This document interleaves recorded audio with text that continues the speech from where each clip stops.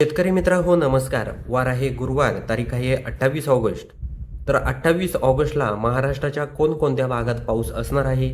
तर व्हिडिओ शेवटपर्यंत पहा, कारण आपल्याला शुक्रवारी 28 ऑगस्टला बऱ्याचशा भागांमध्ये वातावरणात बदल होताना दिसत आहे. शेतकरी मित्रांनो, आपण जर बघितलं तर शुक्रवारी 28 ऑगस्टला आपल्याला सावंतवाडी या परिसरामध्ये, कणकवली परिसरामध्ये थोड्याफार प्रमाणात रिमझिम पाऊस हा दिसत आहे.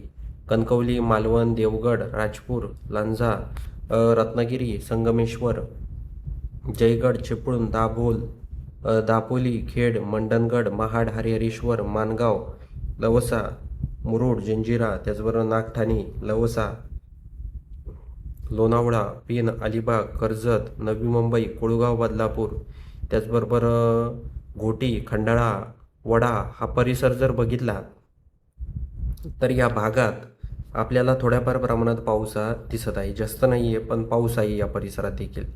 त्याचबरोबर आपण जर इकडे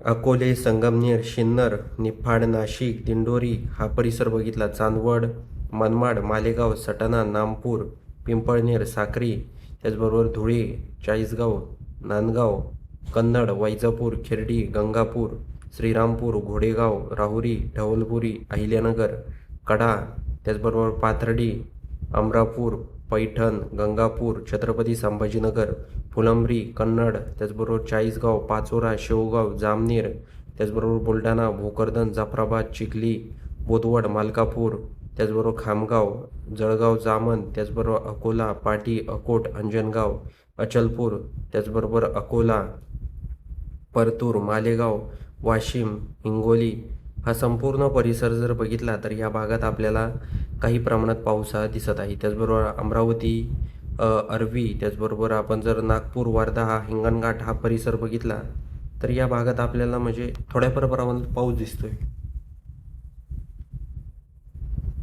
नागपूर परिसरामध्ये, नागपूर, सावनेर या परिसरामध्ये आपल्याला थोड्याफार प्रमाणात पाऊस दिसत आहे. रामटेकमध्ये देखील, भंडारा, तुमसर, साकोली, अर्जुन मोरगाव, देवरी, आमगाव, त्याचबरोबर किन्ही, त्याचबरोबर राजनंदगाव, दुर्ग या भागात देखील आपल्याला काही प्रमाणात पाऊस हा दिसत आहे. त्याचबरोबर आपण जर चामोशी, गोडपिंपरी, राजुरा, चंद्रपूर, वरारा, त्याचबरोबर वडकी, पांढरकवडा, त्याचबरोबर आदिलाबाद, अरणी, यवतमाळ, नेर, त्याचबरोबर आपण जर पुसद, उमरखेड, त्याचबरोबर भोकर, नांदेड, पेठउंबरी, त्याचबरोबर नायगाव हा परिसर जर बघितला तर या भागात आपल्याला काही प्रमाणात म्हणजे ढगाळ वातावरण दिसत आहे.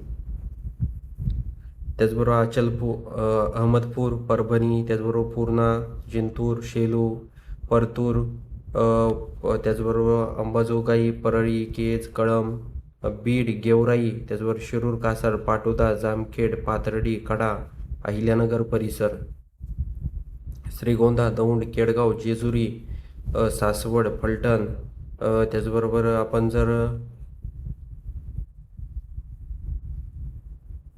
हा संपूर्ण परिसर जर बघितला तर या भागात आपल्याला फक्त ढगाळ वातावरण दिसत आहे.